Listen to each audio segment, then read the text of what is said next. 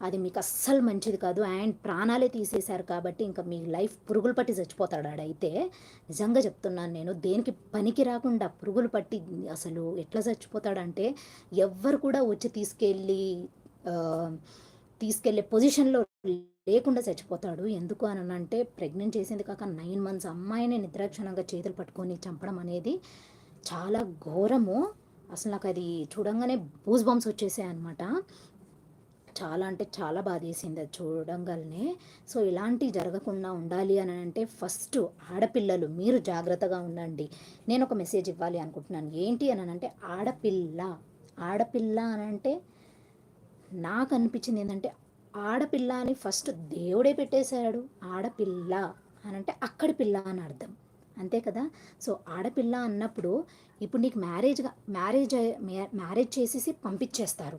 Marriage చేసి పంపించిన తర్వాతకి కట్నం ఇచ్చి ఇంకా పంపించేస్తారు. అంతటితోటి నీకు పుట్టిల్లుతోటి నీకు సంబంధం తీరిపోతుందనమాట.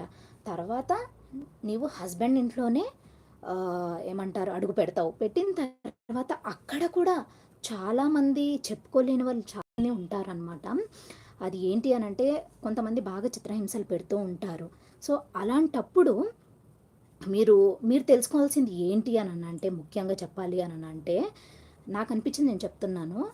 ఆహ్, మీరు ఫస్ట్ మ్యారేజ్ చేసుకునే ముందు ఫస్ట్ మీరు మీ కాళ్ళపై మీరు నిలబడండి. ఇండిపెండెంట్‌గా నువ్వెప్పుడైతే నిలబడ్డావు అని నీకు అనిపిచ్చిందో, అప్పుడే నువ్వు మ్యారేజ్ చేసుకొని నువ్వు అడుగు బయట పెట్టాలనమాట.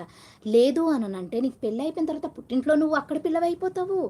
ఇక్కడొచ్చేసి వాళ్ళకి నచ్చనప్పుడు వాళ్ళ ఇంట్లో నుంచి వెళ్ళిపో అననే మాట వస్తుందనమాట. అలాంటప్పుడు నీకెలా నీ పర్సనల్‌గా ఏమంటారు నీ యొక్క ఏం చేయాలో అర్థం కాదు అలాంటప్పుడు. ఎందుకు అనంటే మీ మనసుకు మీకే తెలుసు. అది మీరు ఆలోచించండి. అందుకే ఆడపిల్లలు బాగా చదువుకొని, బాగా ఇండిపెండెంట్‌గా వాళ్ళు సెల్ఫ్‌గా వాళ్ళ కాళ్ళపై వాళ్ళు నిలబడ్డప్పుడే మీరు పెళ్లి చేసుకోండి. అదొక్కటి నేనైతే సజెషన్ ఇవ్వగలను. ఇంకా నాకు చెప్పాలి అని ఉంది గానీ ఏమంటారు చెప్పలేకపోతున్నాననమాట. ఆ ఇన్సిడెంట్ చూసి నాకు చాలా అంటే చాలా బాధేసింది. సో, చాలా అంటే ఏమంటారు చెప్పాను కదా నేను గూస్ బంప్స్ వచ్చాయన్నమాట. నిజంగా ఆ నరకం ఎవ్వరికీ రాకూడదు. ఆ అమ్మాయి ఎంత ఆశతోటి నేను చెప్తున్నాను కదా నెక్స్ట్ డేనే అడ్మిట్ అడ్మిట్ అవ్వాల్సింది అంట. బట్ నిద్రాక్షణంగా హస్బెండే అలా చంపేయడం అనేది ఓ మై గాడ్! ఇలాంటి ఘోరాలు కూడా జరుగుతున్నాయా అనిపించిందనమాట నాకు ఆ వీడియో చూడంగానే. ప్లీజ్ ఎవ్వరు కూడా అలా చేయకండి. మీరు ఇష్టపడి పెళ్లి చేసుకున్నప్పుడు ఎందుకు అలా చంపేయడం? అలాంటప్పుడు నీకు ఇష్టం ఇష్టం లేనప్పుడు ఎందుకు మ్యారేజ్ చేసుకోవాలి? చేసుకోవద్దు కదా! అలా చేసుకొని ప్రెగ్నెంట్ చేసి 9 మంత్స్ తర్వాత అలా చంపేయడం నిజంగా ఈ వైజాగ్‌లో జరిగిన ఇన్సిడెంటు నాకైతే చాలా బాధ అనిపించింది. సో, ఈ వీడియో చూస్తున్న వాళ్ళు ఎవరైనా ఉంటే ప్లీజ్ ఇలాంటివి అహింసకి దూరంగా ఉండండి. ఇలాంటివి చెయ్యొద్దు ఎవరు. చేస్తే నిజంగా చెప్తున్నాను కదా నేను కర్మ మాత్రం ఎవ్వరిని వదిలిపెట్టదు. ఒకవేళ ఈ లోకంలో మీరు తప్పించుకున్నా కానీ కర్మ మాత్రం ప్రతి ఒక్కరిని పీడిచ్చే చంపేస్తుందనమాట. నిజంగా ఎవ్వరికి రావద్దని ఇది కోరుకుంటున్నాననమాట నేను. అండ్ అలాగే Lucky Roy hi hi.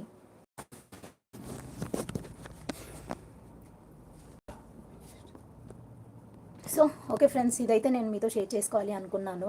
But చాలా అంటే చాలా బాధాకరమైన విషయం ఏంటంటే అది ఇలాంటివి జరగకూడదని కోరుకుంటున్నాను నేనైతే.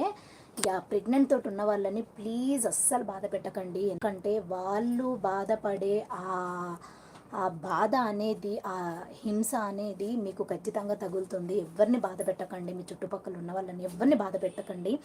హ్యాపీగా ఉండండి. మీరు హ్యాపీగా ఉండండి. పక్కనున్న చుట్టుపక్కల వాళ్ళందరినీ కూడా హ్యాపీగా ఉంచండి.